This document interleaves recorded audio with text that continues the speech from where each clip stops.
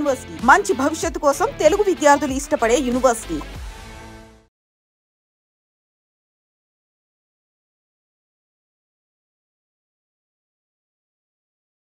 పుష్ప కేశవ ఎలా పోయింది మరి?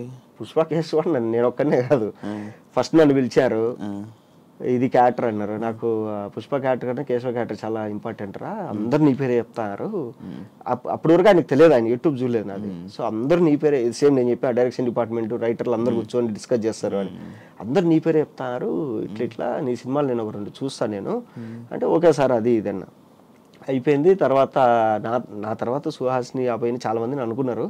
బట్ వాళ్ళకి కావాల్సింది ఏంటంటే ఎప్పుడు పిలిచినా రావాలి, ఎప్పుడు పిలిచినా రావాలి. నాకు ఫస్ట్ ఆయన చెప్పింది 3 సంవత్సరాలు ఏం చేయకూడదు అన్నాడు. ఓకే సార్, నాకు ఇష్టమైన డైరెక్టర్లో మీరు ఒకరు, సో అందులో అల్లు అర్జున్ అన్న ఫ్యాన్ నేను. సో నేను 3 సంవత్సరాలు ఏం ఒప్పుకోకుండా చేస్తా అన్న. బట్ వీళ్ళకేంటంటే ఎందుకు ఇన్ని ఇబ్బంది పెట్టడం, ఇప్పుడే బిగ్ బాస్ నుంచి వచ్చాడు, కొంచెం రెమ్యునరేషన్ పెంచుకుంటాడు. నాకేంటంటే బిగ్ బాస్ నుంచి రాకుండా ఒక 6 సినిమాలు రెడీగా ఉన్నాయి. 6 సినిమాలు అంటే ఆయన కనుక్కున్నాడు బయట ఏంది దీని పరిస్థితి అంటే, సార్ ఇప్పుడే బిగ్ బాస్ నుంచి వచ్చాడు, ఇన్నేళ్ళు కష్టపడ్డాడు, మంచి పేరు వచ్చింది, వాడికి బయట ఫుల్ డిమాండ్ ఉంది సినిమాలలో అంటే, ఈయన ఎందుకు ఈయన 3 ఏళ్ళు లాక్ చేసుకోవడము, పర్లేదు అని చెప్పేసి పంపించేసినాడు. సుహాస్ని కూడా అదే, సో సుహాస్ కూడా చేయాల్సింది. సో హీరోగా ట్రై చేస్తున్నాడు, కలర్ ఫోటో అది ఇది, సరే ఎందుకు వాడిని 3 ఏళ్ళు మనం లాక్ చేసి ఇబ్బంది పెట్టడం, తప్పు అయింది కదా. తప్పే అయింది అంటే చెప్పలేం. ఇప్పుడు ఆ సినిమా క్లిక్ అయింది కాబట్టి మనం మాట్లాడుకుంటాము. ఒకవేళ అదే కనుక ఏదైనా అయింది అనుకో, అరే అనవసరంగా 5 ఏళ్ళు పోయింది కదా నా లైఫ్ లో అనుకుంటారు కదా, అట్లా. బట్ ఏంటంటే బయట తెలియక నేను ఎందుకు వదులుకున్నా, సుకుమార్ గారు పిలిచి క్యారెక్టర్ రా అంటే నేను మూసుకొని చేయకుండా నేను ఎందుకు వదులుకుంటా. సో ఆయనే ఆలోచించి మనకు సరే ఫ్రీగా ఉన్న వాళ్ళు ఎవరున్నారంటే జగదీష్ కనపడినాడు. జగదీష్ ఏంటమ్మా అంటే, లేదు సార్ సినిమాలు ఇప్పుడే ట్రై చేస్తున్నా అది ఇది, సరే ఓకే వచ్చేసి అని చెప్పేసి ఆ అబ్బాయిని పెట్టేసుకున్నాడు. అది మంచి పడింది. చూసుకున్నావా సినిమా? బాగుంది. నేను పుష్ప 2 షూటింగ్ చేసుకుని వాళ్ళు వైజాగ్ నుంచి వస్తుంటే, నేను ఏదో పని మీద వైజాగ్లో పోతుంటే సేమ్ ఫ్లైట్లో ఈయన ఉన్నాడు సుకుమార్ గారు ఉంటే, గుర్తుపడతారు లేదోలే ఒక్కసారి కదా కలిసింది అన్నది. ఆయన చూసి మహేష్ ఎలా ఉండవు అన్నాడు.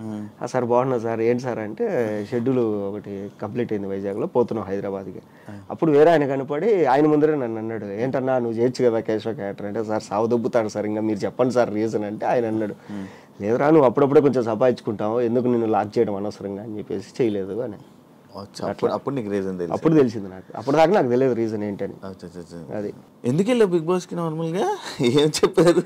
బిగ్ బాస్ సీజన్ 2 అప్పుడు సీజన్ 2కి నాని అన్న వాడిని పిలవండి బాగుంటుంది అన్నారు. అయితే వీళ్ళు నానిగారు మిమ్మల్ని మీరు ఉంటే బాగుంటుంది అంటున్నారండి, మీరు రండి ఒకసారి అంటారు. నేను వెళ్తే ఇది అంటే 4 సినిమాలు జరుగుతున్నాయండి బయట, నేను ఇప్పుడు సడన్గా లోపలికి వెళ్ళిపోతే నాకు ఇబ్బంది అని దిల్రాజు గారి ప్రొడక్షన్, వారాహి ప్రొడక్షన్ వీటిల్లో ఉన్నా. అయ్యో ఇబ్బంది అండి, తేజ గారు చెప్పింది గుర్తు వచ్చింది, ఎప్పుడు లాక్ అయిపోద్ది ఎక్కడే కానీ, ఇలా అండి అంటే నెక్స్ట్ సీజన్ చూసుకుందాం లేండి అని చెప్పిన ఊరిక. సరే ఓకే అన్నారు. సీజన్ 2 అయిపోయిన తర్వాత నాకు భయం ఎత్తుకుంది, ఇది బిగ్ బాస్ అంటే ఇలా ఉంటుంది అని. అప్పుడు సీజన్ 2 తర్వాత వీళ్ళు సీజన్ 3కి ముందు నుంచే ఫోన్ చేస్తారు నాకు, ఏది ఆగస్టులోనో జూలైలోనో స్టార్ట్ అయితే నాకు మార్చ్ ఏప్రిల్ నుంచే ఫోన్లు చేస్తారు. నేను ఏదో ఒకటి చెప్పి తప్పించుకుంటున్నా. అప్పటికి రొమాంటిక్ మూవీ షూట్లో ఈడున్నాం, గోవాలో ఉన్నాం, నా పక్కన అలీగారి తమ్ముడు కయ్యమని ఉన్నాడు. ఎవర్రా ఫోన్ చేసిన ప్రతిసారి ఏదో ఒకటి చెప్తున్నావు ఏంట్రా అన్నాడు. లేదన్నా ఇట్లా బిగ్ బాస్కి రమ్మంటారు, నాకేం భయం వేస్తుంది పోవాలంటే, పోకుంటే బాగా అది పోతే డబ్బులు వస్తాయి కానీ ఇదన్నా అంటే, అరే ఏం కాదు, నువ్వు బయట ఎలా ఉంటావో వెళ్ళి అలాగే ఉండు, నువ్వు జనాలకి నచ్చితే ఓకే, నువ్వు ఖచ్చితంగా నచ్చుతావు, నువ్వు నీలాగుంటే నచ్చుతావు, నువ్వు ఎప్పుడైతే దొంగ నాటకాలు ఎచ్చావో నచ్చవు, నువ్వు నీలాగుంటే కనుక నచ్చుతావు, నువ్వు వెళ్ళి హ్యాపీగా డబ్బులు ఇస్తారు, తెచ్చుకో, పెళ్లి కావాల్సిన పిల్లోడు డబ్బులు వస్తాయి కదా, ఓన్లీ డబ్బుల కోసం పో అన్నాడు. సరే ఓకే అని చెప్పేసి ఫోన్ చేసి వాళ్ళకు, నాకు మీరు మంచి డబ్బులు ఇస్తే వస్తానండి అన్నారు. వాళ్ళు సరే అని చెప్పి నేను అడిగినంత ఇచ్చారు. అది అప్పటికి టాప్ 3 పేమెంట్ అది. అమ్మ నాకేంది ఇంత డబ్బులు ఇస్తారు వీళ్ళు వీక్లీ, బయట ఇంత కష్టపడినా రావు, ఇదేంది ఇది అనుకుని మా అమ్మకు ఫోన్ చేసిన, అమ్మ ఇట్లా అంటే ఇంకేముందిరా హ్యాపీగా వెళ్ళి బాగా తిని కూర్చొని పడుకొని డబ్బులు తెచ్చుకోపోవాలి. సరే ఓకే అని చెప్పేసి పోయినా. నేను 2 వారాలు ఉంటే చాలనుకున్నా, 12 వారాలు ఉన్నా. అదే 12 వారాలు. అది 12 వారాలు ఎంత సంపాదించావు? చెప్పకూడదు అది బయటికి, నువ్వు చెప్తావా? బిగ్ బాస్ అనే కదా, ఏమైనా సంపాదించుకున్నావా మొత్తం డబ్బులు? సంపాదించుకున్నా. ఫస్ట్ బిగ్ బాస్ 1కి వచ్చింది ఒక హౌస్ డౌన్ పేమెంట్ కట్టేసిన 40 లక్షలు. తర్వాత 40 లక్షలు వచ్చింది ఫస్ట్ 3/3కి వచ్చిందంటే 40 లక్షలు పెట్టా. వచ్చిందంటే 40 లక్షలు డౌన్ పేమెంట్ కట్టేసిన ఒక ఇంటికి. తర్వాత ఓటీటీ సీజన్ మనకు వచ్చింది. ఈ మధ్యలో సినిమాలు సంపాదించుకుంది అంతా కలిసి ఒక సినిమాకి పెట్టేసిన. దాని రిలీజ్ కోసం కింద మీద పడుతున్నా. కాదు, ఏమైనా ఉపయోగపడిందా నీకు బిగ్ బాస్? పడింది. బిగ్ బాస్ నుంచి వచ్చిన తర్వాతే కదా నాకు బిగ్ బాస్ అంటే ఏమైందంటే, ఇప్పుడు ఒక సినిమాలో క్యారెక్టర్కి 10 మంది ఆప్షన్లు ఉంటే అందులో నేను 8, 9 ఉండేవాడిని. బిగ్ బాస్ నుంచి రాగానే ఏమైందంటే ఈ ఆప్షన్ అనేది 1, 2కి వెళ్ళిపోయింది. సో రెమ్యునరేషన్ కూడా కొంచెం పెంచారు. ఓకే, అట్లా. ఓకే. నీ సినిమా కాంట్రవర్సీ ఏంటి? ఏం కాదు, మెసేజ్లు పెట్టి ఏదేదో చీటింగ్ ఇది అది. వాడు మా డైరెక్టర్. వాడు ఏంటంటే ఇద్దరం కలిసి సినిమాలు చేసుకున్నాం. ఇద్దరం కలిసి చేసుకున్నాం. అప్పుడు వేరే పేరు ఉండేది కదా, సినిమా పేరు ఏంటి? అప్పుడు కల్ట్ గ్యాంగ్ అని ఉండేది. తర్వాత నేను రెన్యువల్ చేసుకోవడం కొంచెం లేట్ అయింది. ఆ కల్ట్ అనేది విశ్వక్సేన్ తీసుకున్నాడు. నేను మళ్ళీ ఉత్తుత్త హీరోలని మార్చుకున్నాను. సో గొడవ ఏంటంటే, గొడవ ఏంలే, డైరెక్టర్ కమ్ కెమెరామెన్ మా ఫ్రెండ్. సో పిలిచి రారా సినిమా చేసుకుందాం ఇద్దరము అనుకున్నాను. షూటింగ్ వరకు నేను పెట్టాలి, పోస్ట్ ప్రొడక్షన్ వాడు పెట్టాలి. షూటింగ్ అయిపోయింది. తర్వాత పోస్ట్ ప్రొడక్షన్ నాకు డబ్బులు లేవన్నాడు. డబ్బులు లేవన్నప్పుడు ఎట్లా, సరే ఇది కూడా నేనే పెట్టేస్తాలే అని చెప్పేసి మొత్తం అంతా చేసుకుని కంప్లీట్ చేసుకున్నాము. మొత్తం అంతా అయిపోయిన తర్వాత ఇప్పుడు నాకు తెలిసిన పరిచయాలతో మైత్రి డిస్ట్రిబ్యూటర్స్ ఇలా అందరినీ కలుస్తున్నాం. వాడిని నేను వెళ్ళి కలుస్తున్నాడికి మనోడు ఏంటంటే కొంచెం ఊహల్లో ఉండిపోయాడు. ఏది సినిమా అయిపోగానే ఇంత డబ్బులు వచ్చేస్తాయి, నేను ల్యాండ్ తీసుకోవాలి, కార్ తీసుకోవాలి, ఇది మొత్తం ప్లాన్ చేసి నేనేది ఫస్ట్ సినిమా బయటకు వచ్చేదాలని చెప్పి నేనున్నా. తర్వాత ఏమైపోయిందంటే ఇంక నేను ఇట్లా కాదు, ఇది ఒక 2-3 ప్రీమియర్ చేసేద్దాం రామానాయుడులో. ప్రీమియర్లు వేసేస్తే మనకు కనీసం ఏదన్నా కొంచెం బస్ ద్వారానే వస్తుంది ఇండస్ట్రీలో అనుకొని, నువ్వు మొత్తం ఫైనల్ అవుట్పుట్ రెడీ చేసేసి మనం ప్రీమియర్ వేసేసుకుందాం అంటే, అప్పుడు వాడి మైండ్లో ఏం పడిందో కానీ నాకు ఇంత డబ్బులు ఇస్తే కానీ నేను రెడీ చేయను అన్నాడు. నేనేంటంటే ఫ్రెండ్ కదా అని చెప్పి మొత్తం నమ్మి ఫైల్స్ అన్నీ మనోడి దగ్గర పెట్టేసి, నాకు తెలియదు అసలు ఎన్ని హార్డ్ డిస్కులు కొనుక్కున్నాం ఏంటి అంటే ఎంత ఖర్చు అయింది అనేది అకౌంట్స్ రాసుకుంటున్నా. లేదు ఇది అన్నప్పుడు మనోడికి ఏంటంటే పాపం అప్పటి వరకు అంటే నెగిటివిటీ వచ్చిందో మైండ్లో, ఇది అయిపోతుందో లేదో అని. లేదంటే కనుక వాడికి నిజంగా డబ్బులు అవసరమైంది. అప్పుడు నా దగ్గర డబ్బులు లేవు. నేను ఎవరైనా నా దగ్గర డబ్బులు ఉంటే నేనే ఇస్తా కదరా నీకు అని. సరే ఇట్లా కాదు, అగ్రిమెంట్ చేసుకుందాం మనము వచ్చిన తర్వాత ఇంత అని అంటే, సరే ఓకే అగ్రిమెంట్ చేసుకుందాం అని చెప్పిన. తర్వాత వాడు అగ్రిమెంట్ రాలేదు, నేను చేసుకోలేదు. నేనేమన్నా అంటే, సరే అయితే నువ్వు సైలెంట్గా ఉంటే నేను సినిమా మొత్తం రిలీజ్ చేసేసి వచ్చిన డబ్బులు వచ్చిన తర్వాత నేను పిలిచి నీకు ఇవ్వాల్సింది నీకు ఇచ్చేస్తాను అంటే, అప్పటికే ఇచ్చేసిన కొంచెం డబ్బులు, ఇవ్వాల్సింది ఇస్తా అన్న. అది దానికి అందరికి మెసేజ్లు పెడుతున్నారా? దానికి ఏంటంటే వాడు మెసేజ్లు పెట్టేది ఏంద్రా అంటే, వాడి ఫ్రెండ్స్ ఉన్నారు కొంతమంది ఇండస్ట్రీలో, వాళ్ళకి ఇదంతా తెలియదు.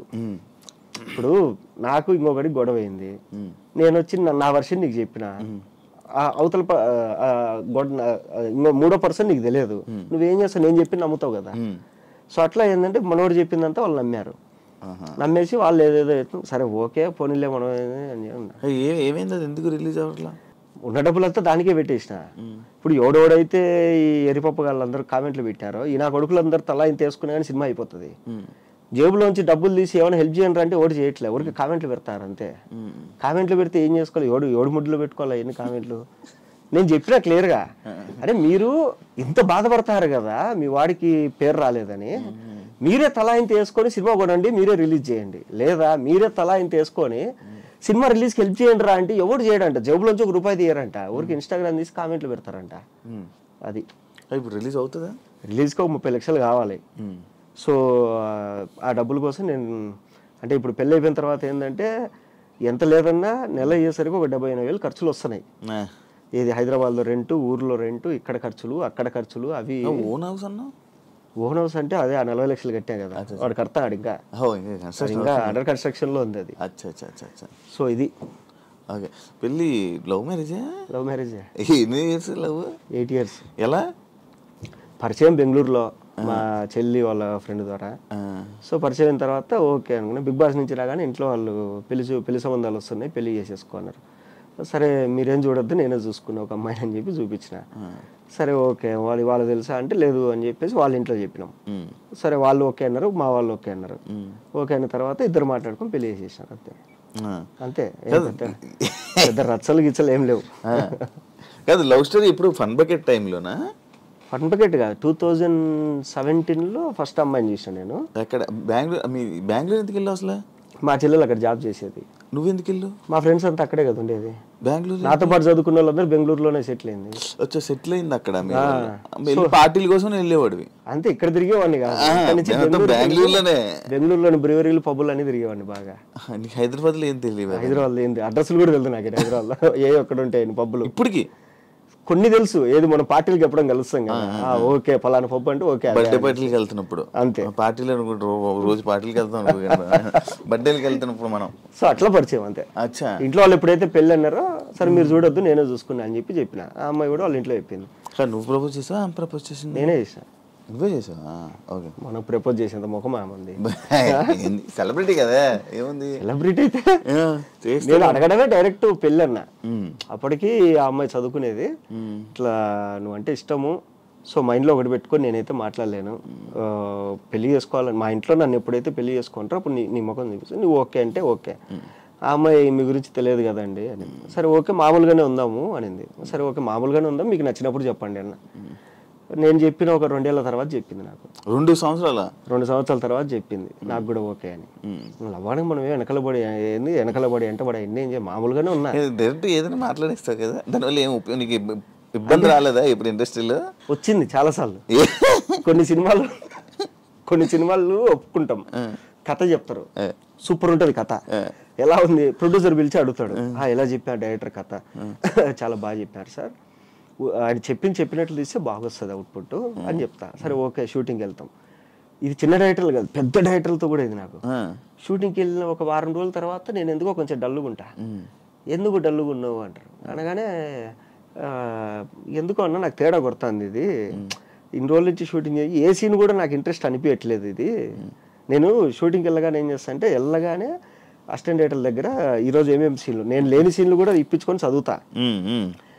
ఈవినింగ్ 4-5 అయ్యేసరికి ఆన్లైన్ ఎడిటర్ దగ్గర కూర్చొని మొత్తం చూస్తా, ఏం రాసినారు వీళ్ళు, ఏం వచ్చింది అవుట్పుట్ అనేసి. నాకు అక్కడ ఏదో తేడా కొట్టిందంటే చెప్పేస్తా, ఏదో తేడా కొడుతుంది నాకు ఈ సినిమా అంటే, ఏం మాట్లాడతావు నువ్వు, అందరు బాగుందంటారు నువ్వు బాగాలేదంట, ఏమో నాకు అనిపించింది. ఇలా హట్ అయ్యి కొంతమంది డైరెక్టర్లు నాతో రెండోసారి ఫోన్ చేయరు నాకు. ఆ సినిమాలు అటర్ ఫ్లాప్ కూడా అయినాయి. నేను చెప్పిన ప్రతి సినిమా అటర్ ఫ్లాప్ అయింది. నేను ఇంకోటి ఏదంటే సింపుల్, ఇదేది భాగ్యనగరంలో గమ్మత్తు, ఆ మూవీ ఫోన్ చేశారు ఇట్లా చిత్రం సీన్ అన్న, అరే మొత్తం అందరు కమెడియన్లు కలిసి చేస్తున్నారా, నువ్వు కూడా ఉంటే బాగుంటుంది అంటే, అన్న హ్యాపీ అన్న మీ అందరితో కలిపి నేను ఒక వారం రోజులు షూటింగ్లో ఉన్నా అంటే హ్యాపీ కదా అని చెప్పి ఒప్పుకున్నా. పోయినా చెప్పారు ఇట్లా, ఇది డబ్బులు ఏమి ఇవ్వరా అయిపోయినాకే ఇస్తాం అందరూ. సరే ఓకే అన్న. వెళ్తే మొత్తం ఇండస్ట్రీలో ఉండే కమెడియన్లు అందరూ ఉన్నారు మ్యాక్సిమం. అందరితో కూర్చొని మధ్యాహ్నం అందరం పెద్ద టేబుల్ వేసుకొని తినేవాళ్ళు, అంతా బాగుండింది. అంతా అయిపోయింది. రామానాయుడులో ప్రీమియర్ వేసారు. ప్రీమియర్ వేసిన తర్వాత చూసినా ఓకే సినిమా అయిపోయింది. నేను పక్కన నిలబడిపోన్నా.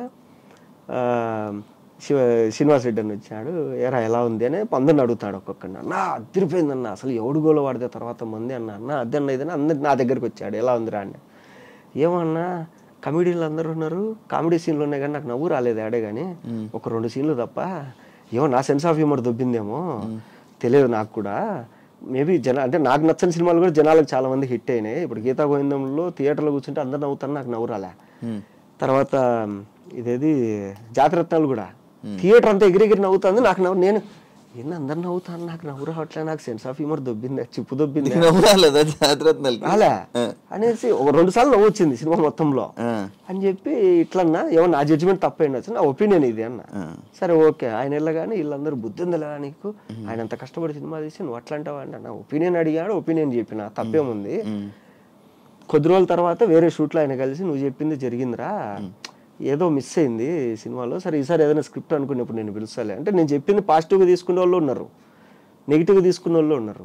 ఇప్పుడు కొన్ని చిన్న సినిమాలు జరుగుతాయి, జరిగిన తర్వాత ఇప్పుడు నాలో ఇన్బిల్ట్గా డైరెక్టర్ రైటర్ ఉన్నాడు కాబట్టి ప్రొడ్యూసర్లు ఏం చేస్తారంటే ఒక వారం రోజుల తర్వాత షెడ్యూల్ అయిపోగానే నన్ను పిలిచి, ఏం మహేష్ ఏంది చెప్పు ఏంటి అంటే, నేను లేదండి సెట్లో కొన్ని మార్పులు చేయాలి, ఈ డిపార్ట్మెంట్ బాగాలేదు, ఇది బాగాలేదు, ఇది కొంచెం ఇలా చేయాలని చెప్తా.